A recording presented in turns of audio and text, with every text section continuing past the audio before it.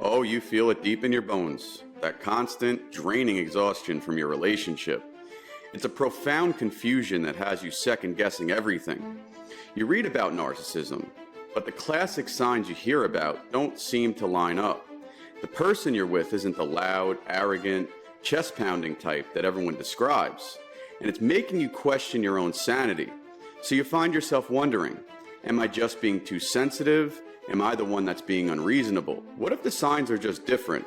What if the narcissist in your life doesn't fit that classic mold because they're using a completely different playbook? That's the reality for so many people, because men and women often express narcissistic traits in shockingly different ways to maintain control. While up to 75% of people diagnosed with narcissistic personality disorder are men, this may be because female narcissism often presents in a more subtle way that could be overlooked and many times misdiagnosed. For those of you, if it's your first time, I welcome you. For those of you, if you're back, as always, welcome back. My name is Joe. I'm a life and relationship coach as well as a narcissistic survivor. So before we dive in, please remember that this video is for educational purposes only and is not a substitute for a professional diagnosis.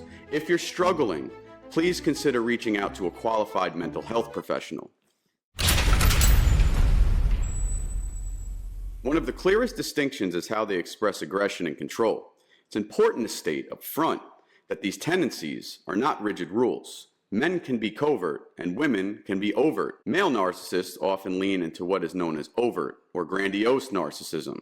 Their method of control is typically direct, dominant, and easy to spot.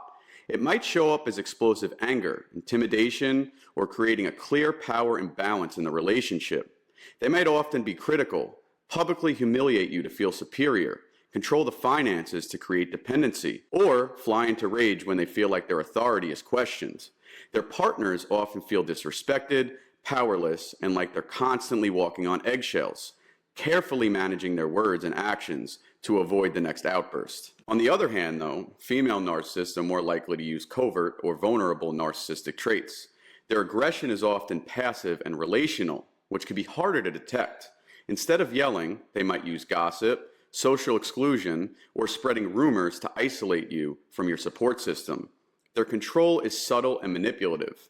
They might play the victim and make you feel guilty, or use a silent treatment as a chilling punishment, leaving you feeling confused and desperately trying to figure out what you did wrong.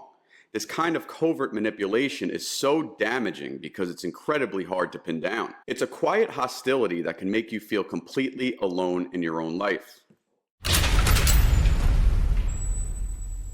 Here's the thing though, all narcissists need admiration to function. It's like oxygen for them, a way to feed their fragile egos. This is called narcissistic supply. But what they demand admiration for can be very different and is often tied to traditional gender roles. For many male narcissists, the currency is power, success, and status. They need to be seen as the smartest person in the room, the most successful guy in his field, or the ultimate provider. They will boast about their achievements, their intelligence, their investments, or their high-powered career. Their entire sense of self is built on their ability to be on top and in control. Their partners often report feeling like a trophy or an extension of the narcissist's success, rather than a person valued for who they are. However, for many female narcissists, the currency is often tied to appearance, social status, or their perceived moral superiority. This is sometimes called communal narcissism, where they get a sense of self-worth from being seen as the most helpful friend, the most devoted mother, or the most caring partner. They might appear incredibly selfless, but it's all a performance designed to gain power and admiration. They may also be obsessed with their physical appearance, constantly fishing for compliments, or even using their sexuality to triangulate and make others jealous, securing their position as the most desired person. This need for validation is a bottomless pit, and their partners can end up feeling more like an accessory whose job is to constantly affirm their perfection.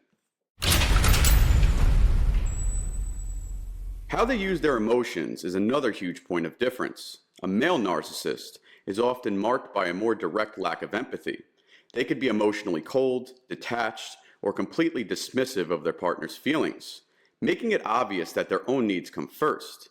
The emotional drain you feel comes from being profoundly neglected and feeling totally invisible, as if your pain or happiness is an inconvenience to them. A female narcissist, however, is more likely to weaponize emotion, both hers and yours. They could be masters of playing the victim, using their own exaggerated sadness or struggles to make you feel responsible for their happiness. They will strategically use guilt tripping to control your actions, saying things like, "If you really loved me, you would," or "After all I've done for you, this is how you treat me." If you try to express a need of your own, they might flip it on you, bringing it back to them, calling you too sensitive, dramatic, or selfish. This is a classic gaslighting tactic designed to make you doubt your own perceptions and feelings. This creates a toxic cycle where you're always trying to manage their emotions, while yours are completely ignored and invalidated. Guys, listen, I've been there more than once. If any of these patterns are sounding painfully familiar, please know you're not alone, and your feelings are absolutely valid. Just recognize that these dynamics are real.